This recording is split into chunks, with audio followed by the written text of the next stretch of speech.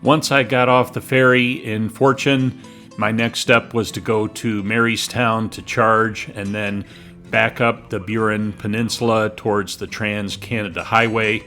My goal for the day was to get to St. John's in Newfoundland, the biggest city. From there, I was going to be going to the Hilton Garden Inn in St. John's. Fortunately, today it was going to be a straightforward 187-mile, 3.5-hour trip, so no charging stops necessary once I got going. So I headed back out, got onto the Trans-Canada Highway, and then just drove straight into St. John's. Okay, this is my hotel room in St. John's, Newfoundland. It comes with breakfast, so that's good. So there's like the closet and place you can put your suitcases. Here is the room itself. Different design certainly than what I've been used to in the less populated parts of Newfoundland. So it looks pretty good. There's the bed. Let's take a quick look at the bathroom.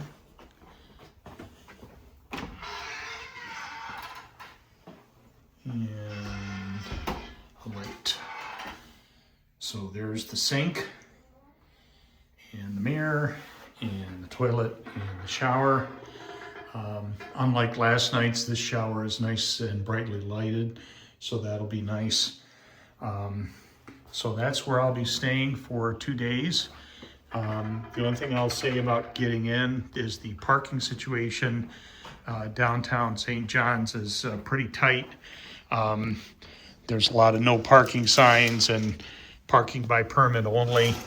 I was confused by the hotel itself because the lot has a gate on it, and I just assumed I would go there and then either pay at the desk or they would give me free parking, but I had to pull right up to the door, get out, go in, get my card for the room, and then I can park in the parking lot.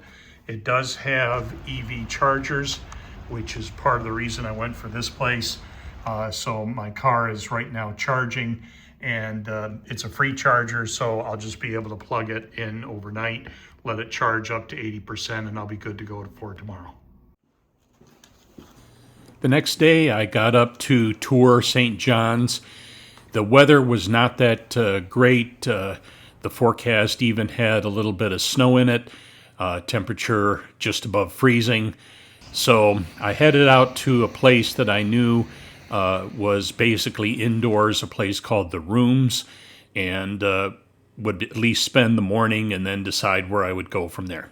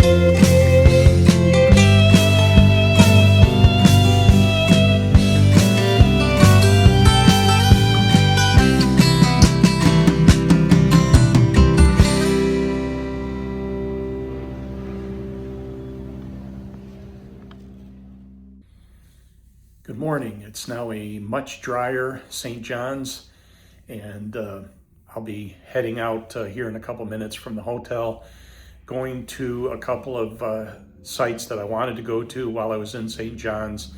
And once those are seen, then I'll take the long trek across the entire northern part of Newfoundland to a hotel in the northwest part of Newfoundland. And so it's going to be a long travel day once I get going. So I'll update as we go along. By booking through Expedia, breakfast was included on the 2 nights that I was there. So once breakfast was done, I headed out through the streets of St. John's, heading towards my first stop.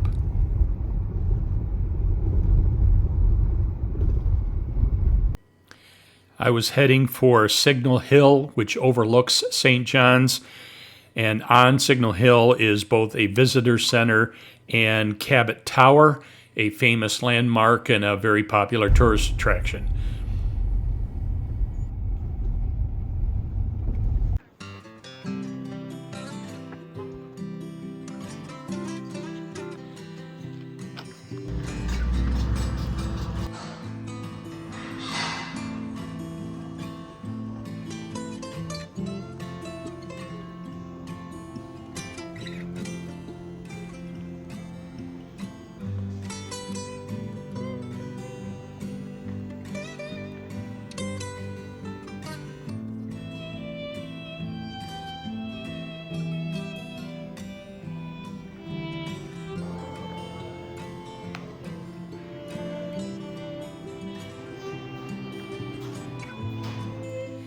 After I toured the visitor center, I went farther on to Cabot Tower.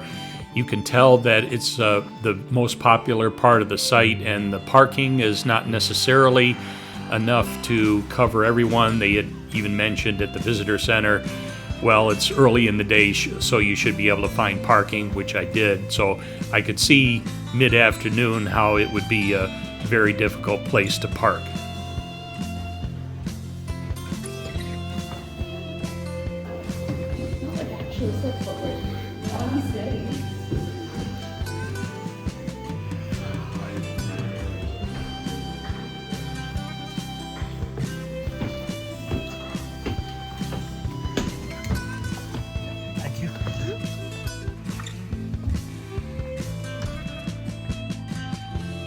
The views from the top of the tower and really from the park around the tower itself were just tremendous.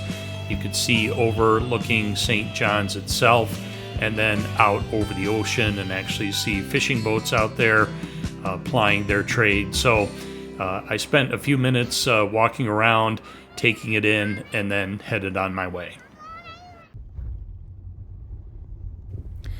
One point I wanted to make here was about how the car performed overall on the trip. It was long stretches at a time. This day it was over 8.5 hours, but the car worked just fine. I was worried that I might get something as simple as a flat tire, which would really mess up my schedule. But as long as I could make the ferry departing and leaving times, I would be able to continue on my journey. So other than worrying about the charging, because particularly on this stretch, there would be only one fast charging plug available per stop, the car worked just fine. So I'm at my second charging stop on the way out of Newfoundland. This is the same place I stopped at before, Splash and Putt in Traytown, Newfoundland. When I got here, there was a truck that had boxed in the chargers, but I managed to fit my car in and plug in. So I should just have 2 stops to make it to my next destination. So charge 1 will be done here in a few minutes, and then on to the next.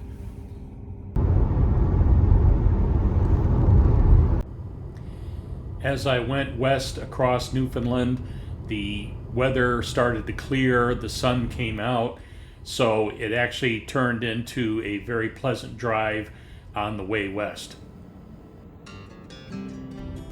My goal that day was the Ocean View Hotel in Rocky Harbor, Newfoundland. Rocky Harbor is on the northwest corner of Newfoundland, right in the heart of the Gros Morne National Park, a UNESCO World Heritage Site, and also a 3,700 square mile National Canadian Park.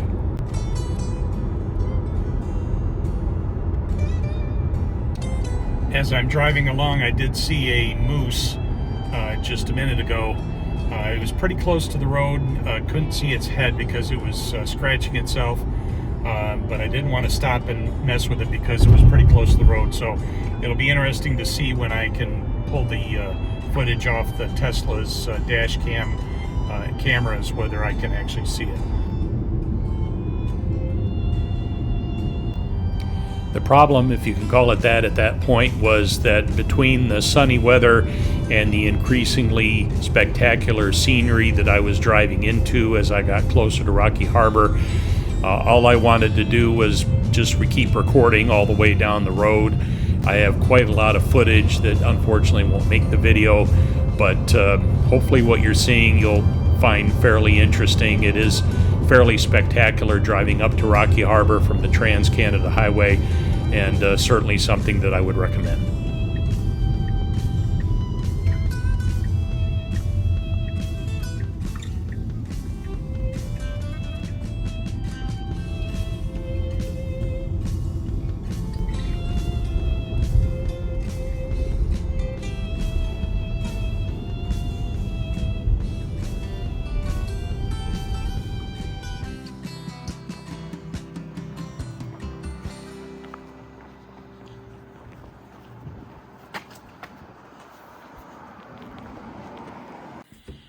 Okay, made it to my room in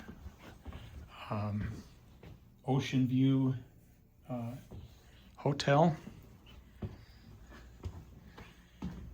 in Rocky Harbor, Newfoundland. This is the room. It does have a little bit of a balcony. Let's take a look at that. So that's the view out of my balcony, right by the entrance. So that could be good, that could be bad. Basically, lots of sun, which is the first time on the trip that I've had a lot of sun in the room. There's the bed and phone, and they said there was Wi-Fi, so I'll be using that, and a television and a microwave and refrigerator. And as far as the bathroom, toilet, sink, rough on the bottom edge there, and then the tub, pretty standard tub. So that's the room. By the time I got settled into the room, it was getting close to the closing time for the Ocean View restaurant. So I went in and had a meal. I wanted to do that to enjoy the seafood, but I still wanted to then go get charged. So I did find the local Rocky Harbor fast charger, went over there, got charged up, ready for the next day. Good morning from Rocky Harbor, Newfoundland. Had a pretty good night's sleep last night. This morning, my plan is to head to at least one spot in the Gros Morne National Park. It's a park that's known for its tremendous natural beauty. There's a particularly interesting geologic formation that I'd like to see. So I'll drive to that this morning. The other parts of the park I won't be able to get to, but it seems like it's a tremendous outdoors park for hikers and sightseers, and I'll try to get my own little slice of it before heading down to Port Aux Basques, which is where I need to be tonight to take the ferry out tomorrow. My first stop of the day was to go to the visitor center and buy a day pass. I probably did not need to buy a day pass for where I was going. The portion of the park called the Tablelands just has a public road going through it, but at the end of the public road there is a campground, and I believe to enter the campground you have to have a day pass. So basically I bought a pass in case I needed to go someplace that I needed a pass, and then I was going to go from there.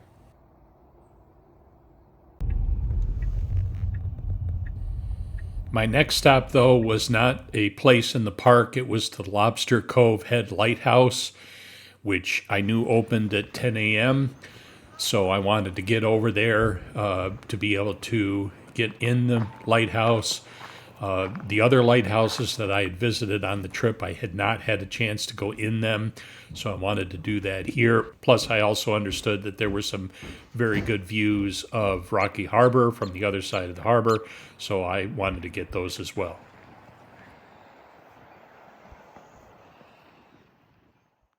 From there, it's a trip back towards the park entrance before stopping to turn a little before that onto a side road. At that point, you're driving along a fjord with some fishing villages that you pass through. I didn't know it until I went right by one that there is also a DC fast charger, a charge point spot in one of these villages as well, but I had fully charged up the night before, so I didn't need to do that.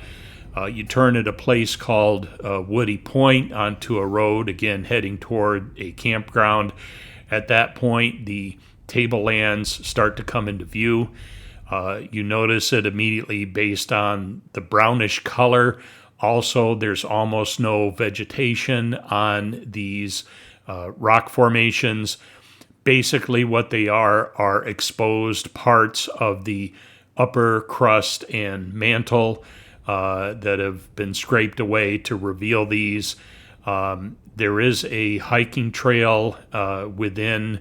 I did see a bunch of people stopping to park and heading off on the trail. It's about a 4-kilometer walk from one end to the campground.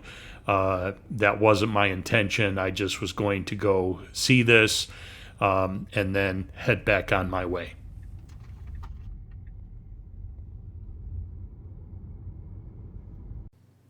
With my car charged up, there was just a straight shot to Port Aux Basques, 3.5-hour drive. Once I got there and checked into the hotel, then my goal would be to charge the car. Again, this particular hotel had a charge point that you did have to pay for, but it was literally outside my window.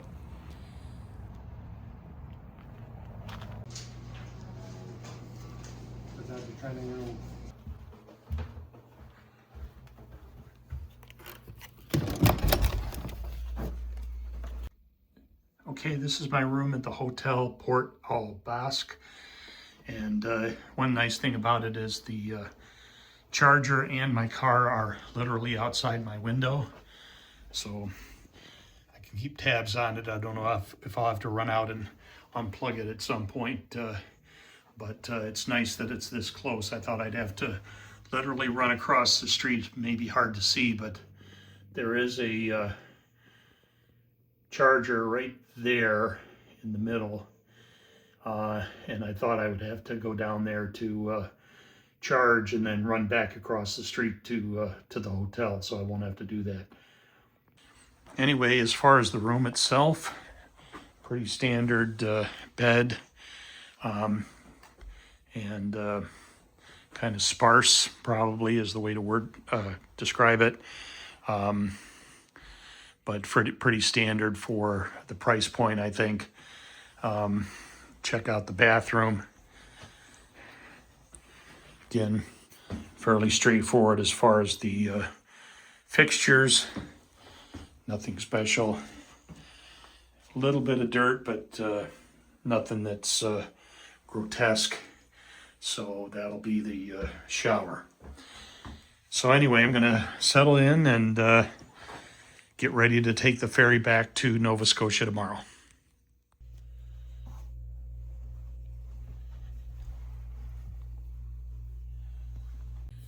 Good morning. It's a beautiful day here in Port Aux Basques. The ferry for the mainland leaves in a couple of hours, so I'm going to get packed up. It's a 6-hour day trip this time, so instead of staying in a cabin, I'm going to just sit in a seat. But the weather should be frankly beautiful, and get to the North Sydney and then Sydney to the hotel, and then I'll be on my way back. I headed over to the ferry terminal. I would be getting on the boat that I had actually seen on my way out to Port Aux Basques, but this boat doesn't have as many cabins on it. And when I got into the EV lane this time, when they loaded us, the EVs and my car in particular were right at the front of the boat, so I was able to park knowing that I would be getting off fairly quickly once we got to the other side.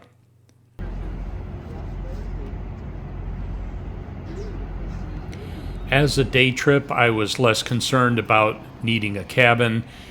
I felt that sitting in a seat would be fine, especially since, unlike an airplane, it is pretty easy to get up and walk around. The aisles are wide, there's good distances between the seats, so you can sit in a seat, and then at times, whenever you feel like it, you can get up and walk around. Also, unlike the last trip, the outdoor decks were open, so you could walk out to the outside and get the fresh air, take in the sun, and enjoy the trip over.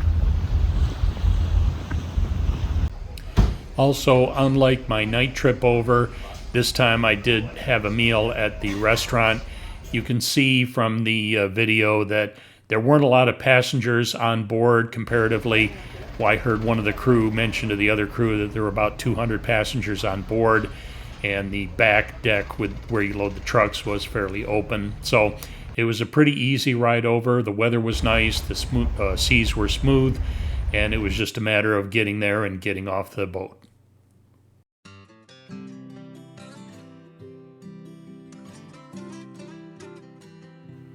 My goal when I left the ferry was to go to Sydney, a different place than the North Sydney I had been to before, and specifically a Comfort Inn, which would allow me to make the trip out more directly once I left the next morning.